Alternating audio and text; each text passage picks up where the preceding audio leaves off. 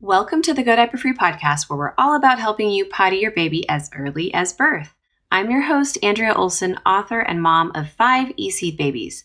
This is episode 53, The Ultimate Guide to EC Backups, When to Use Which Undergarments During Elimination Communication.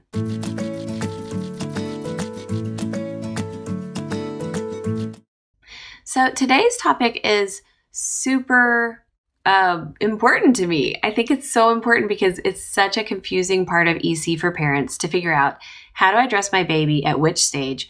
When do I move from diapers to underwear? Where do training pants fit in? What do I dress them in at night? It seems to be like this really big gray area, and today's show is going to hopefully clarify it all for you.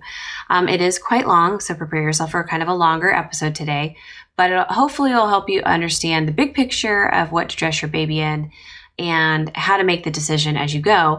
And if you want to see the visuals associated with this recording, I actually originally wrote this post back in April of 2018, and I've updated it here in July of 2019 to include little infographics that show each of my 5 babies and what backups they've worn at what stages in a really clear visual way. So hopefully that can help give you some ideas of what it could look like. And just remember, your mileage may vary. And I'm going to get into the post now. You can read it in full if you can't listen to this whole audio there. You can also watch the video version, and you're listening to the audio version. So hopefully this makes it easy for you guys as busy parents to learn about EC on the go. I know it's something I would have liked when I started, so hopefully it'll be a nice gift for you guys. Okay, so let's begin talking about this. When beginning elimination communication with a baby or young toddler, you may be wondering what to expect as far as backups go. If you aren't wondering yet, then you're still using diapers as a backup. After listening to this opening sentence, perhaps you are now wondering what lays ahead for you in your EC journey regarding backups. Which types of backup can you choose from? Which are appropriate for when? Which will help your baby learn the most at which ages and stages? But wait, let's first answer the question, what is a backup? An elimination communication backup is what you clothe your baby's bottom in to support toilet learning, keep baby comfortable, maximize that sensation of feeling wet, maximize your baby's independence, and also keep your floors and their clothing dry when that's important. Backups can range from a disposable diaper to completely naked, from cloth pull-up covers to tiny underwear. Let's now discuss further. The big question that I'm asked almost every single day in our private book owners group and by email is this one that Rachel actually asked one of our listeners.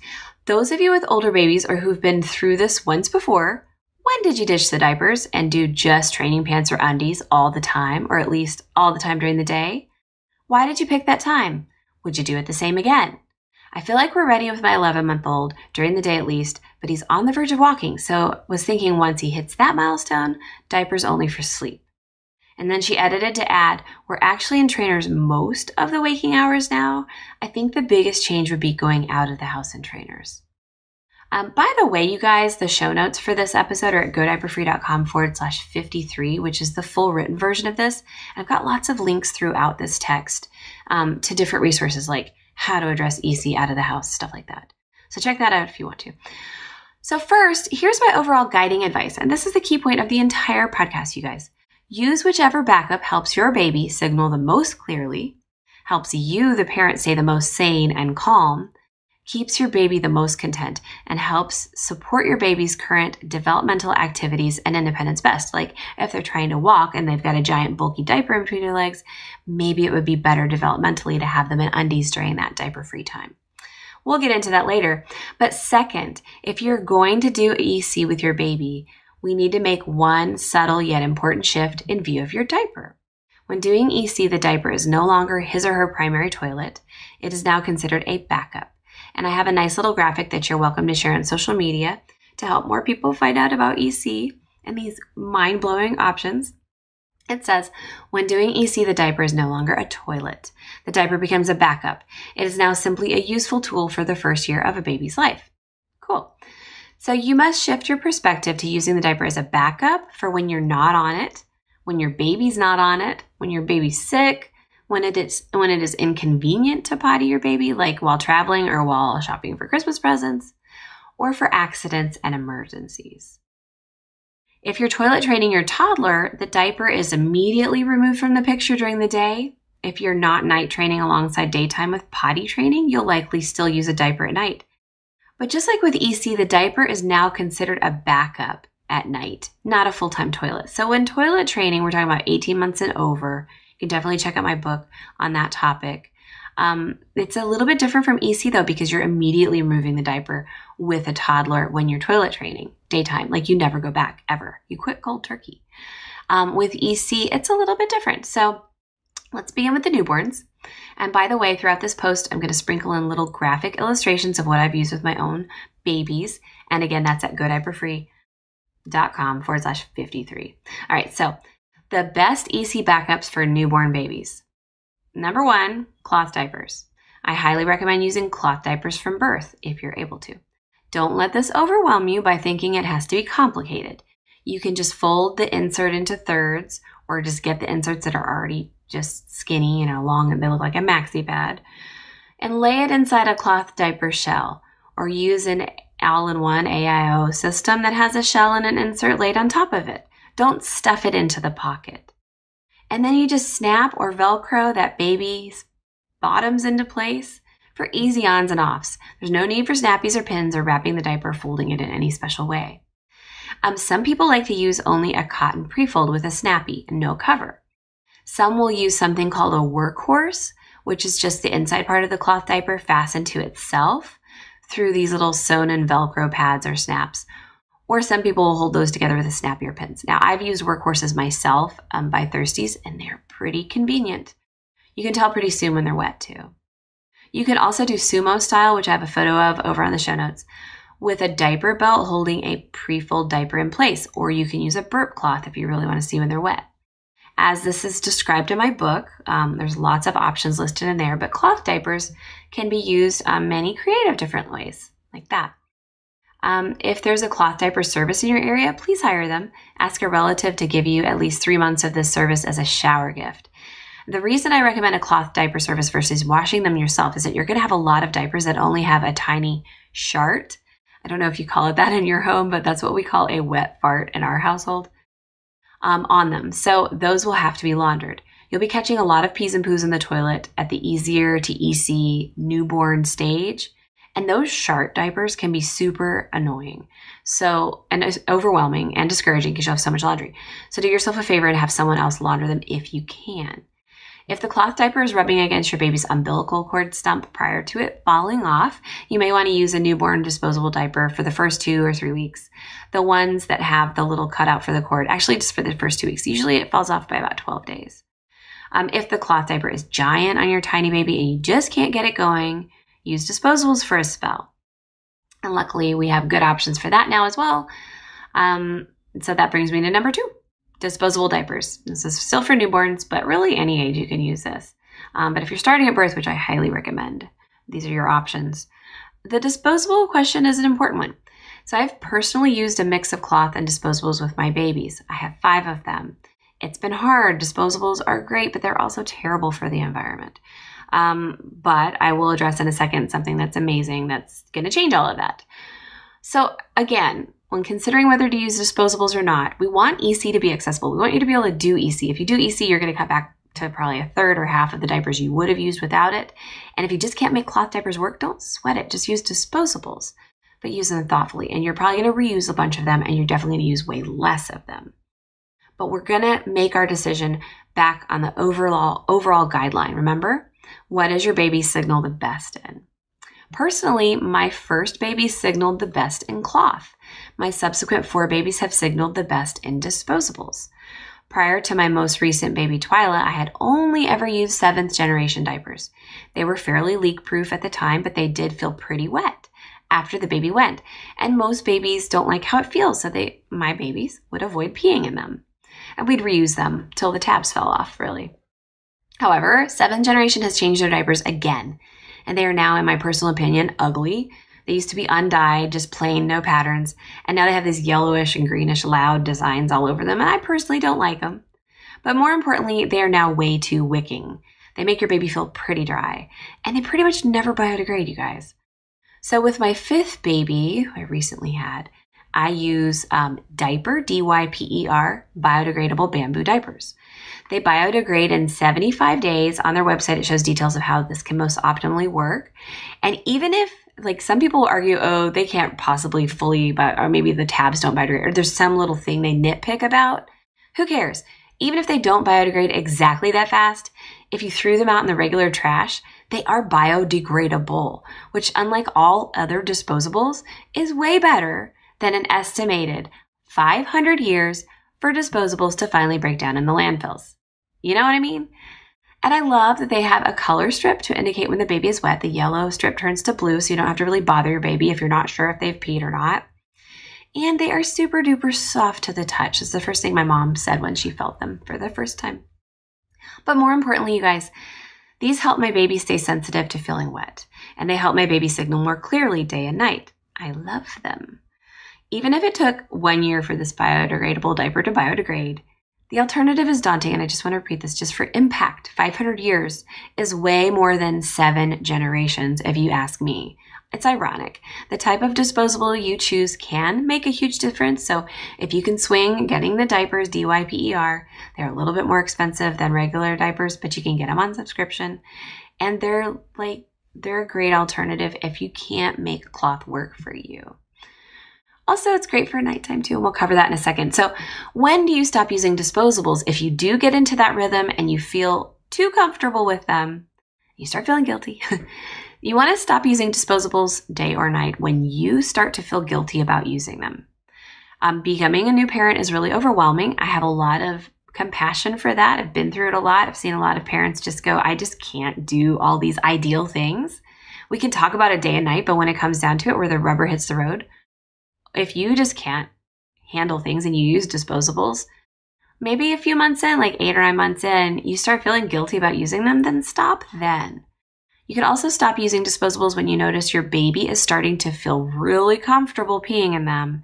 In other words, they don't mind it at all. They'll just pee because they can and it's there. Like my husband says, if we're on a road trip and he had an adult diaper option, he would totally use it, which I think is gross. But, you know, if it's there, it's convenient. When that starts happening and you notice they're conveniently going in them, that's when to stop using disposables because they're starting to get attached to them. And you want to stop using disposables when baby stops signaling well in them. Okay, then let's talk about when to stop using diapers altogether. In fact, no matter which diaper backup you choose, which type of backup you use, when your baby begins to feel comfortable in them and stop signaling or you guys get way off track, that is exactly when to, number 1, change the backup, or to, number 2, stop using diapers altogether. And we'll cover that as well. I've heard so many stories from people in our EC circles where the mom said, I should have stopped using diapers at about 12 or 13 months, but I waited till 17 months to be a little more child-led and gentle in the process, which is really what the diaper companies want you to do, guys. It was a huge mistake, and I'm certain that this is why she is resisting, regressing, and not wanting to keep her pants dry, and not even wanting to do potty training either. I mean, it gets really hard, you guys. In 1957, 92% of babies were toilet trained in the US by 18 months. This is not an average. This is when this many babies were completely done with the whole process. This was before disposables were invented. And this just shows that babies are physically and biologically, physiologically capable of being toilet independent before 18 months. And the reason why it was so easy for our grandparents and great-grandparents to potty train was because they did it between this 12 and 18 month period. They stopped using diapers when the baby started walking because they were tired of washing them. So it's not an option. What would you do? You know, what if we didn't have running water? All of a sudden, what would you do? Anyway, that's a quote from the New York Times, 1999. So it is wise to give up diapers between 12 and 18 months at the very latest. And the sooner in that window where you're comfortable, the better. And we will talk about daycare and preschool, so don't let that hinder you. And it really is great and wise to begin working on wrapping up the whole process very soon after your baby begins to walk well on her own. All right, so let's get back to ages now. This is newborn still, continued. And again, this is going to be applied to all ages. But we'll talk about more older ages and developmental changes here in a second. So stick with me. Number 3, we talked about cloth diapers, we talked about disposables and biodegradables. Now, number 3, baby wearing as a backup. One more thing I'd like to note about the newborn age is that in remote civilizations and intact cultures, most babies are still worn in a baby carrier. for the first 3 months or so during the majority of the day, really until they start to get mobile, definitely by like 6 months or so. I've read varying accounts. Lori Bouquet's book, Infant Potty Training, has a lot of good cultural examples. But basically, when laid on the ground, babies are free to move and wriggle and find their mobility. And they find this themselves, which is great for them to have tummy time and floor time. This is a concept that's championed by Montessori and RIE. But most of the day, they are engaging with the mother or father's world through being in arms or in the carrier. This is great for EC. You will either get a squirmy, fussy baby signal or a warm, wet sensation, which is called a phantom pee, as a signal to let your baby out of the carrier and offer the potty, where you just point and shoot into a bush or a toilet, wherever you are, whatever you want to do. So if your baby wearing a lot of the day or during an outing or around the house, you can choose to have your baby in a backup or not inside that carrier. You're less likely to have misses when you're baby wearing, so consider this option if it works for you. And if your baby actually signals well in it and you don't get peed on, great. Maybe do that as an optional backup. Again, if a baby freely pees without a signal in any backup, it's probably time to change that backup to something more effective. So now let's talk about which backup to use for newborn babies at night. For newborns at night, you'll typically want to use the same thing you use during the day. I'll explain by sharing examples from my own children. With my first, I had the cloth diaper service, so he slept in cloth. I also co-slept with him and pottied him and nursed him at every wake up, approximately every 2 hours for 2 years. So I probably caught like 50-50 in the nighttime until he moved into his own bed when he was 2 years old. So after the first 3 months of cloth diaper service ended, I used a hemp cotton pre-fold, folded into thirds, just simply laid inside a wool diaper cover. And I never experienced leaks with this setup. He was dry at night by 26 months. However, before you get all idealized and say, oh, this is the way Andrea did it, this is the way I have to do it, let me give you a different example. With my other 4 babies, I've chosen to use a disposable diaper backup at night. And now that's the diaper biodegradable one, DIAPER. Why? To help them sleep better. You see, with subsequent babies, you start to learn and be less idealized and just start to, work with what really works in your house, right? So with these 4 babies, I chose to sleep train. And before you get mad at me, let me explain. My interpretation of sleep training is basically teaching them how to connect their sleep cycle so they can have healthy sleep, and so can I. This has ranged from sitting in the room and patting them every 2 or 3 minutes for like 15 minutes till they go to sleep. Oh, they learn how to do it themselves. To just letting them fuss for like 1 or 2 minutes before finding their sleep themselves. To not focusing on it at all and just putting baby to bed in a different room. So I co-slept with these 4 babies for the first 4 months, and then I moved them into their own floor bed or crib in a separate room with a baby monitor and began to teach them how to sleep. This was a great choice for us. So I'm going to briefly segue into how did I do it? How did I sleep train? Because I know a lot of you are going to be like, Andrea, how'd you do it? I really need some sleep. Well, I used a custom sleep training plan from the baby sleep site. I have a link on the show notes at godiaperfree.com/53. I love them.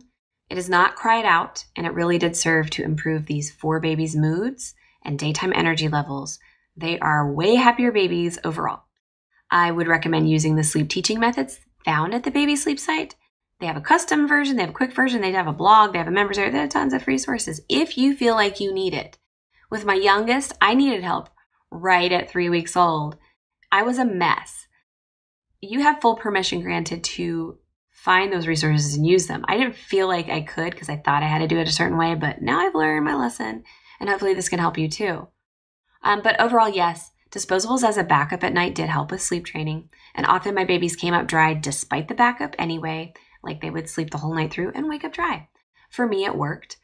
My 3 middle children were dry at 26 months, 30 months, and 28 months. So pretty similar to the first one, right? Who was dry at 26 months, and I used cloth and pottied him all night long. So the nighttime backup choice for a newborn, in my unscientific experience, generally does not impact the length of time it takes to become night dry. Our hundreds of thousands of readers have shown similar results. So from all of that, the moral of the story, you guys, is at nighttime, it doesn't matter what backup you use, so long as it helps everybody get more sleep and helps any, if any, nighttime EC and pottying happen more easily and more effectively. And also, it's got to be in line with your moral and environmental standards in your own family, so definitely use the biodegradable option if you want to. Okay, So what about nighttime elimination communication then?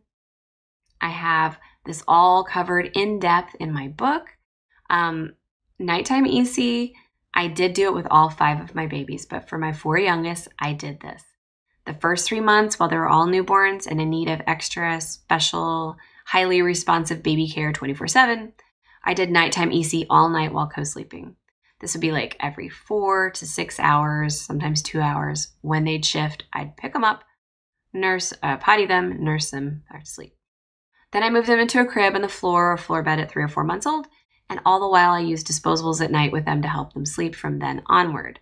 Again, often they awoke dry, and in the middle of the night when they woke up dry, they needed to go to the bathroom. I put the same dry diaper back on them, so I reused them until the tabs fell off. If they woke in the night, I would potty first, then nurse, then we'd all go back to sleep. So this is what worked for me. Your mileage may vary. So the newborn backup summary. In conclusion, using cloth diapers with a newborn 24/7 is said to be best to keep babies sensitive and to keep you motivated to wrap it all up at earlier and earlier ages. However, use what makes the most sense for you, knowing that if you use disposables, you're probably going to end up cutting your disposable diaper usage down to 1/3 of what those who do conventional potty training use anyway. So it's still a really big win, especially if you go biodegradable, even better. And then I have a picture. Go over to the show notes and check this out, my EC backups for Kaiva, and it shows what he used daytime and nighttime from birth to about 26 months. The best EC backups for mobile babies. So this is basically everybody else. And then we'll also cover when they start walking, what do we do then? So first, let's go by developmental task, rolling. When baby begins to roll over around 4 months of age, which marks the beginning of mobility, she will often stop signaling as strongly. This is totally normal. Has this happened to you yet?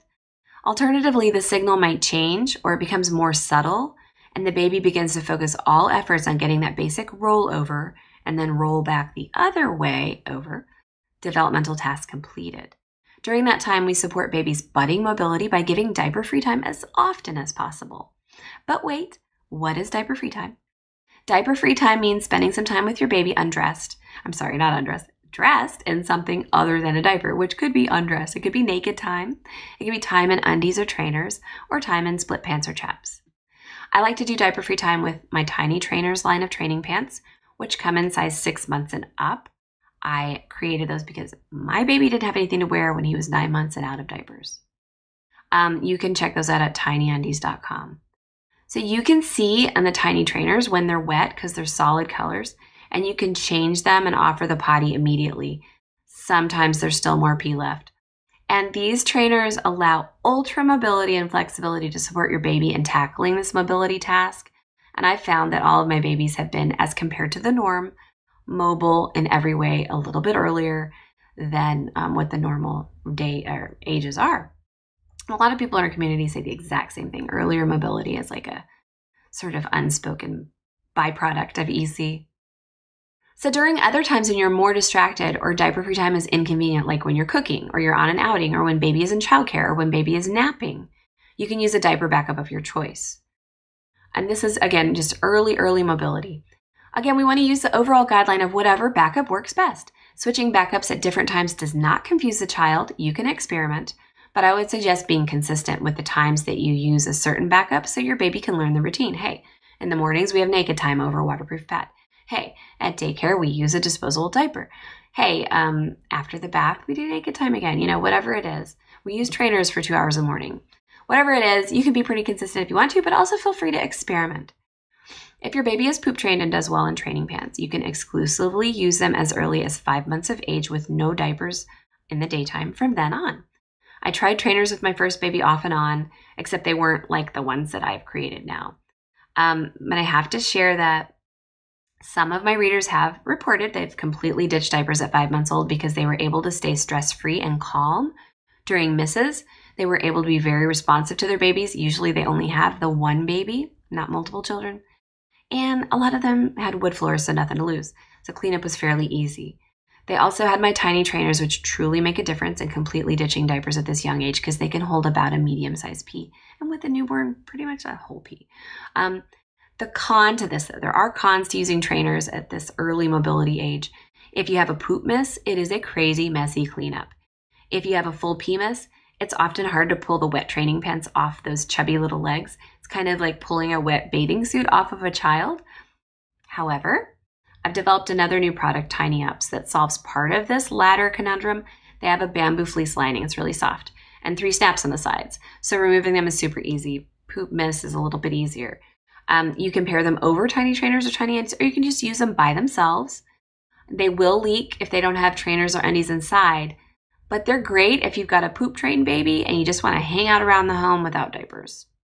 So you can find those at Tiny Undies also. All right, so one final note on the rolling task. Sometimes you may think that your baby is resisting the potty during the 3 to 5 month range, but in fact, baby is trying on the movement of rolling as his primary developmental task, even when being placed on the potty. It's not resistance, it's just an ineffective effort at practicing the roll, bless their hearts. As a baby in this premobile stage, in any natural environment where there are no diapers or much clothing, they would just pee and roll away from the pee, right? Newborns even do this when they kind of crawl and wriggle in the bed while sleeping. After they wake slightly and they pee, they'll usually wriggle around to try to get away from it. Human instincts are so strong. And thus, signaling comes to a halt with most babies at 4 months old. Not all of them, but a lot of them do because, hey, there's other stuff going on. And why do I need you to help me anymore? So which leads to the next developmental task, which is sitting and crawling. Sitting and crawling. First, know that you will likely have more misses during this phase as babies on the move, developing rapidly, and in a natural environment, they would not need your assistance to pee in an appropriate place any longer. They could simply crawl to the place outside where they don't have any clothes on their bottoms anyway and just go pee where everybody else does, right? Why do they need you? So during this stage, things change. When your baby begins to sit unassisted or trying to do so, there may be a bit of distraction. This is their developmental focus at the moment, and they become single-focused on it. Again, just think about it in a natural environment.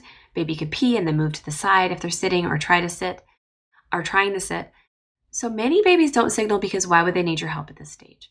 They can do it themselves if they're in warm weather, no bottoms, natural environment, and we were back in our intact culture where there's lots of people helping and being around for examples for them to learn from. So in our modern day, we'll adapt this, and our backup will need to be adjusted or just understood accordingly. So just know what's going on. They can also begin to poop or pee when they're in the high chair during this stage. Due to this familiar sitting position, it's relaxing, it's the time of day, they've just had a warm meal.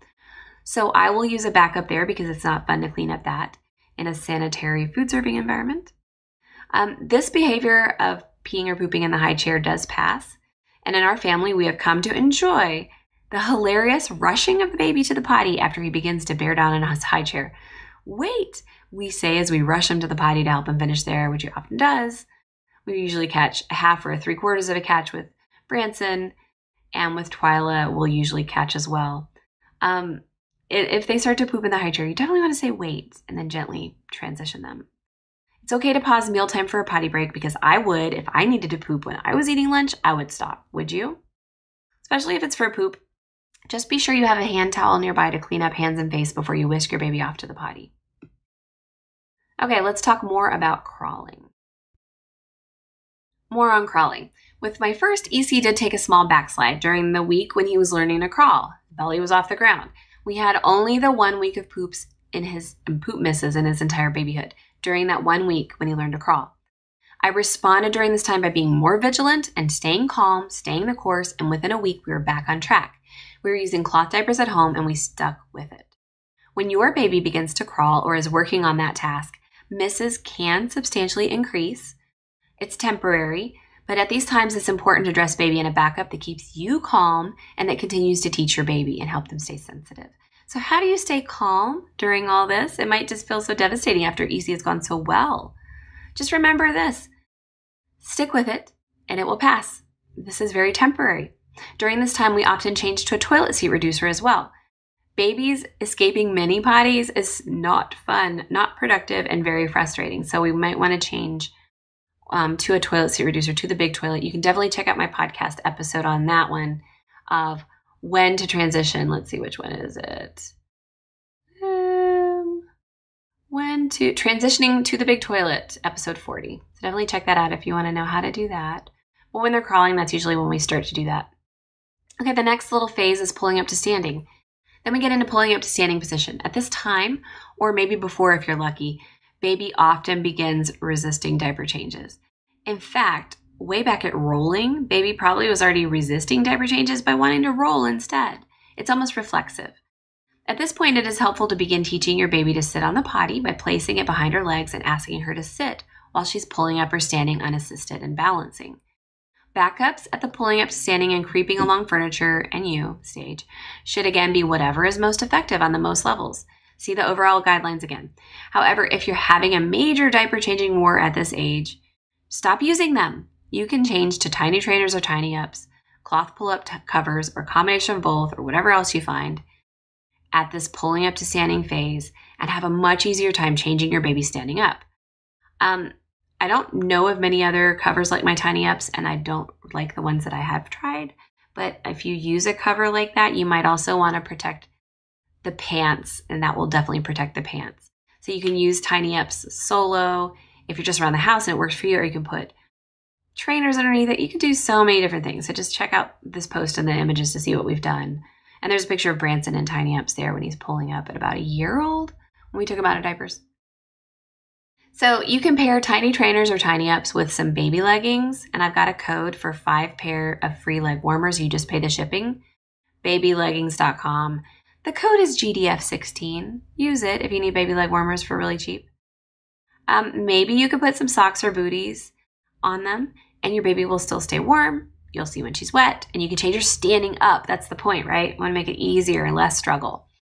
I definitely recommend these backups at this age if your baby is mostly poop trained or if you know her poop timing well enough. Often the trainers will enhance signaling and learning dramatically and will keep you, the parent, more aware of signals because there's more at stake. If you are cloth diapering at this time, great. You can use a sumo-style cloth diaper backup, or you can use your regular cloth diaper backup. Sumo style is really good for observation time, getting back on track. If they pee 5 minutes after you put their diaper back on, you want to relearn their timing, stuff like that. It's also good for easy stand-up diaper changes while you're both learning or feeling lazy. I like to use a burp cloth instead of a cloth diaper, like I mentioned, held in place with a diaper belt. It's much easier to see when they're wet, but it's totally your choice. And it does depend if you have carpet or not. So during all of this, if baby is cutting a new tooth or is ill or becoming sick or anything else is changing inside her body or outside her environment, potty behaviors may change. Perhaps an increase in misses, perhaps resistance to pottying, perhaps poop misses where before you never had them, and perhaps you catch way more and everything gets way better and you catch the diarrhea, if there's any, because your baby is sick. He's going to tell you that he needs to go. And that's always a really fun little byproduct of EC for sure. The bottom line is, during this time of pulling up to standing, bodily and environmental changes affect EC and vice versa. And you should just adapt your backup choice to whatever works best in these situations as they arise, if it's needed. Don't overthink this. Also, you can totally wait until your baby is walking to change to a cloth backup or no backup at all. It's all good. So let's cover really briefly pre-walking. When your baby is about to start walking, things can either get better or worse. It just depends. Again, just remember that it's temporary. It's all part of the learning. And know this.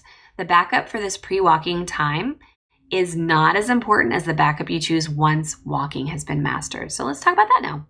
Walking. I generally recommend that you transition to stop using diapers in the daytime.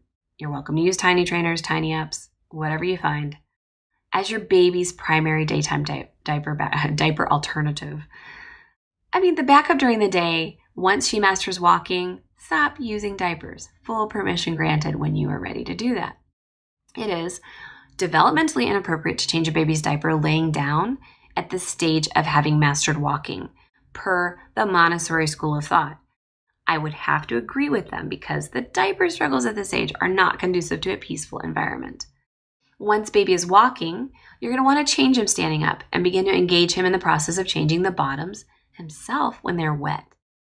So at this stage, it's not important how many wet bottoms you go through per day. In fact, I would recommend keeping 18 pair of tiny trainers and maybe 8 pair of Tiny Ups in your child's wardrobe at all times so you don't stress about running out of backups. What is important is the learning that is accelerated through using a completely cloth, 100% cotton backup and changing them while standing. Let's take some advice from one of our Go Diaper-Free certified coaches in Colorado, who is an AMI Montessori educator. Elizabeth has experienced firsthand in her classrooms that using only cotton training pants starting at age 12 months or earlier, if walking earlier, enables the child to learn much more quickly and deeply than using a disposable diaper or waterproof, PUL lined, the plastic ones, training pants. And that includes pull-ups because those are disposable diapers. So I have observed the same.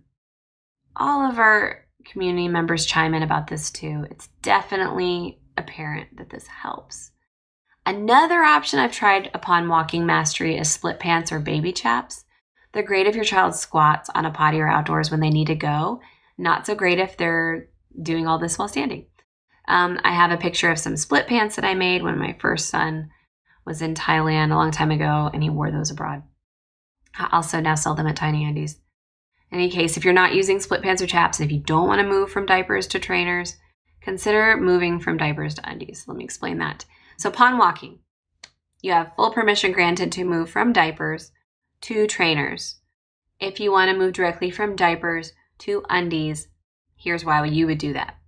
If you find that training pants don't work for you, in other words, your baby pees in the training pants all the time and doesn't signal or make an effort to go to the toilet, or you're just not on the right timing and you're missing every single pee and poop and it's stressing you out. Again, it may not be an issue as they're learning, but you, the parent, are stressed out. Then moving to tiny undies would be advisable. It sounds counterintuitive, but here's why. In this case, it is likely that the training pants feel too similar to diapers, and making a move to something that does not feel like a diaper is a really good choice. So I have a podcast on when to move from diapers to undies. It's podcast number 41 if you want to go more into that. In any case, I would definitely encourage switching your daytime back up to training pants upon walking mastery. For sure. And earlier if you have a good handle on poop catches or at least poop timing. Again, to protect the pants, you can use tiny ups to cover over the tiny trainers. They will not hinder the learning process. To protect the floor, often trainers alone are enough, but all babies differ. I've noticed that babies pee straight through Gerber training pants because they're subpar quality and they have polyester core that is terribly inabsorbent. You can also double up training pants for extra protection. So you want to size up if you do this. However, if you're using this thick of a training pant, you might want to consider working on your EC practice so you don't have such gigantic misses. Just saying. Okay, to recap. Some babies will move straight to undies upon walking mastery and will do great. My second, our first daughter, did exactly this at 13 months old. By 15 months, she was telling us every single time she had to pee or poop. We did terribly at EC from months 4 through 8 with her, got back on track at that time, switched to a cloth diaper backup at 8 months, ditched the diapers and went to tiny undies at 13 months, and by 15 months, we were completely graduated. Again, undies feel like the opposite of diapers and will be very effective with some children, and you can see the little infographic of Isadora's daytime and nighttime backups throughout her lifetime of using them. And then let's talk about outings. On outings, when you're on outings, you can cover the undies or training pants with a pull-up cloth cover like Tiny Ups to protect the pants and the car seat while out and about. You can also use a biodegradable disposable backup and either do EC on outings or don't. Wait till you're home again. Outings are optional. And usually outings are easier than staying at home ECing. So I'm just saying, maybe you want to learn that. I have a few resources for you to learn that. These are all linked to you in the show notes, godiaperfree.com/53. I have a blog post, The Ultimate Guide to Traveling with EC. Podcast number 19 is Shopping with the Diaper-Free Baby. Learn more about EC on the go in my EC book, Go Diaper Free. And you can take a deep dive with my video mini course, EC While Out and About. Let's talk about at home when you're busy, what backup do you use? Well, if you're just using undies or commando at home and you've got to make dinner or you're otherwise unable to quickly respond to your baby, temporarily use a pair of tiny trainers or tiny ups so you don't teach baby to pee on the floor and you don't have to clean it up. You're not using this thicker backup as a toilet though. You're just using it for a little more protection during a time when you're not as available, and after you've ditched diapers, you don't want to go back to diapers just because you're cooking dinner. So just use something else. When to move to full undies full time. Again, podcast 41 covers this in depth. No matter how you get there, moving to undies by 15 to 18 months is advisable. If you don't have luck with it, 2 or 3 weeks in commando, which is pants only, or just without pants, naked bottomed, around the house can be very effective as a transition into full-time undies. The worst case, use training pants like tiny trainers.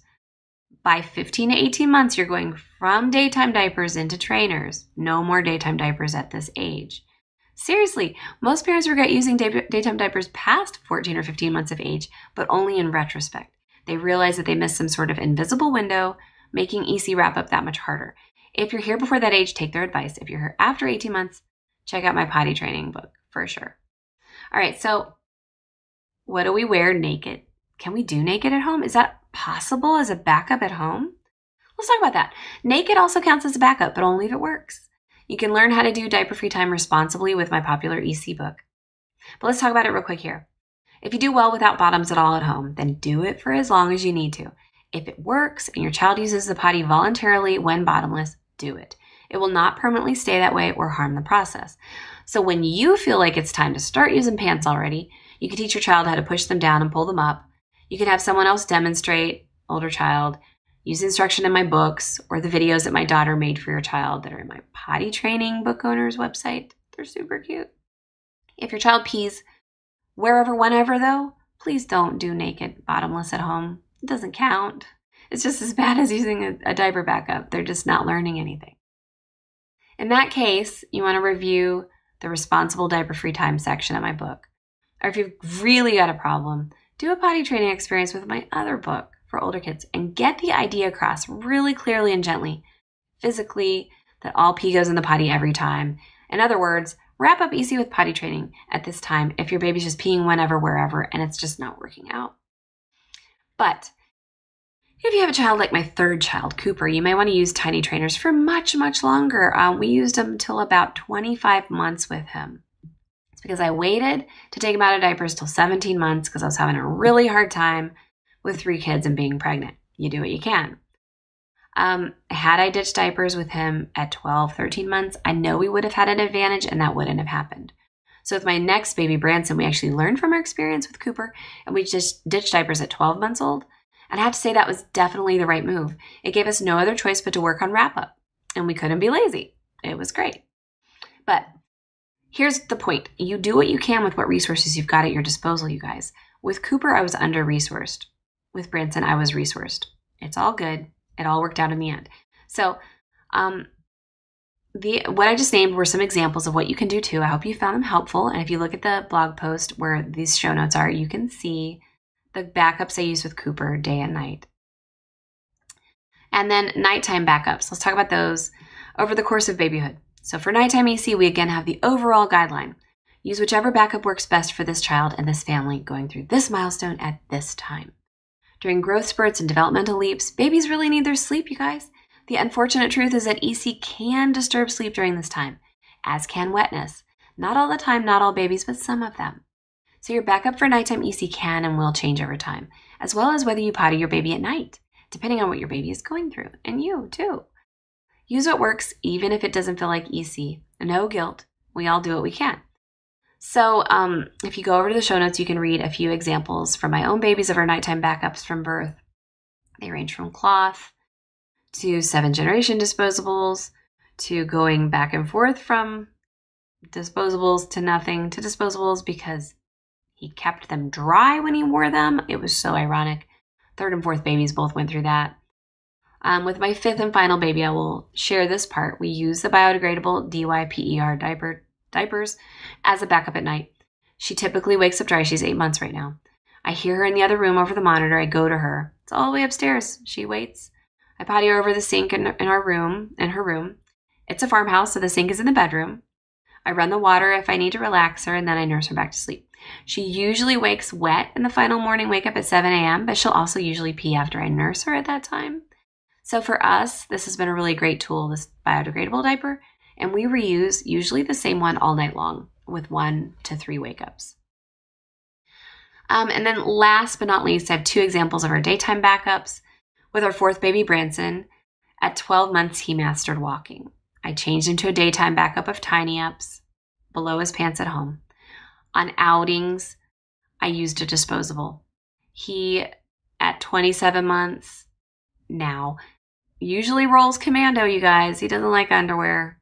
Even at preschool, he's in pants only because he can remove and replace his own pants this way, and he's completely reliable in this backup. And he's extremely obstinate. He doesn't like anybody to help him with anything, so this is really good for him. And we've got a little infographic of his backups on the post as well.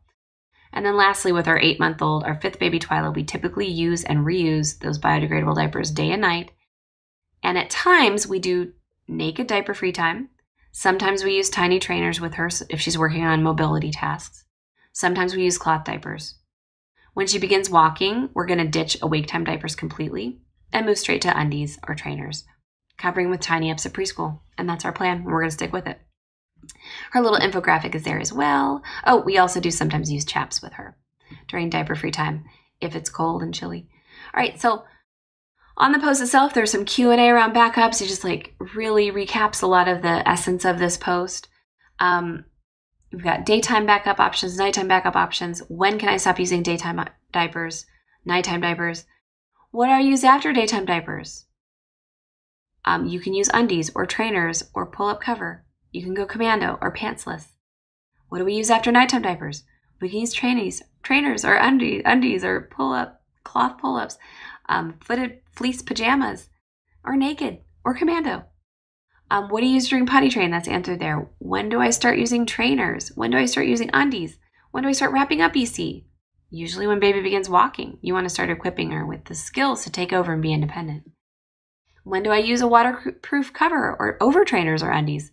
Well, usually like when your child's in another person's care or you're on an outing or you're busy. When do I not use a waterproof cover over trainers or undies? Well, usually if you're at home, it's best for them not to be a cover so you can see when they're wet. But you can also use the cover without trainers or undies. It's really whatever works best for you guys. Get that point now?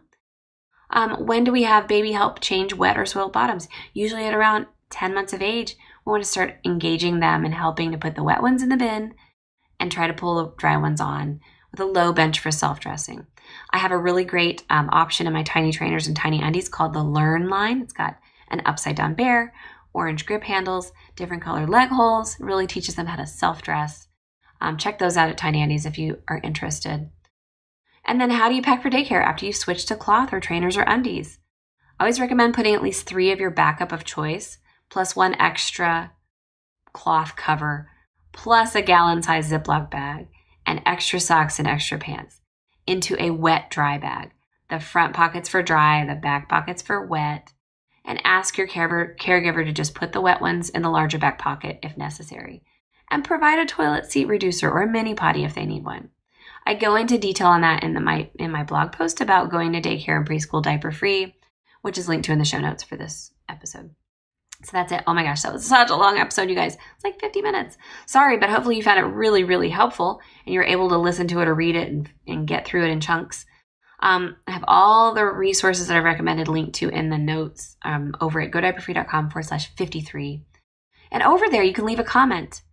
Which backup do you use? Anything I've missed? What works for you and your baby currently? I love hearing your comments. Please hop over to those notes and leave one there. And also leave any questions that you might have after digesting all of this information. I try to make it underwhelming, but I know everybody's at a different stage and age with their baby. And hopefully some of this has helped. I'll leave you with a tip from my reader, Jenny Shepard in Apex, North Carolina. She began EC at 4 weeks. And when she shared this with me, her baby was 1. When at home, she recommends use baby chaps and cloth nappies, which are diapers, for easy potty tunities and monitoring of frequency without a mess. So she's recommending using a backup to make it easy to potty the baby. And you use the chaps underneath a cloth diaper, which is attached on top of the chaps. And it prevents a mess. And I love that tip. Thank you so much for that, Jenny. It was really helpful. And then I want to read you a quick one from Michelle in Kemptville, Canada. She began EC at 1 week. She said her tip is, EC is easy, and we don't have to make it complicated when it isn't. For what to wear when doing EC, we wear normal clothing, including onesies, pants, PJs, lots of buttons, and sleep sacks. We live in Canada, and it's cold. We need lots of layers. We may miss a piece sometimes, but he does have to wait till we get all the clothing off. For observation time, we never did it without a diaper.